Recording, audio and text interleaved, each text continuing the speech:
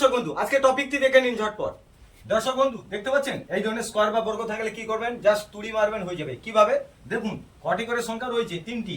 তাই আপনারা কি করবেন, 3 দিয়ে দিবেন, হয়ে গেল।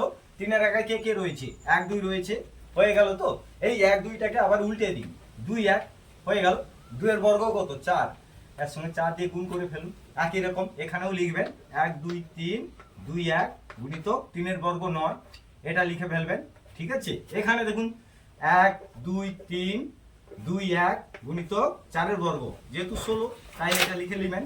তাই এখানে দেখুন একই রকম 1 2 3 2 1 গুণিত 5 এর বর্গ 25 হয়ে গেল। তো এবারে আপনারা কি করবেন, এই সংখ্যাগুলো যদি আপনাদের জানা থাকে প্যাটার্ন, অবশ্যই আপনারা কোনো ক্যারি ছাড়াই আপনারা করে ফেলতে পারবেন। কিভাবে দেখুন, 4 9 2 8 4, দেখুন এটা হয়ে গেল। তারপরটা দেখুন 9 রয়েছে, এখানে হবে 1 1 0 8 8 9 হয়ে গেল।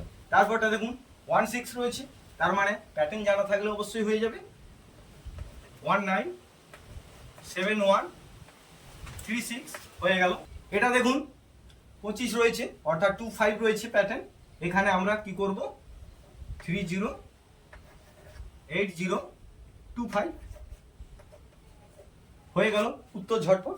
এটি কেবল আপনাদের জন্য, ঝটপট করে ফেলুন। কমেন্ট সেকশন খোলা রয়েছে, জানাবেন অবশ্যই। তবে হ্যাঁ, এই ধরনের স্কয়ার বা বর্গ ক্ষেত্রে কিভাবে বেস ধরে করতে হয় আমি আপনাদেরকে জাস্ট তুড়ি মেরে দেখিয়ে দেবো। পরের ভিডিওর জন্য একটু অপেক্ষা করুন। আজকে এই পর্যন্ত, ধন্যবাদ।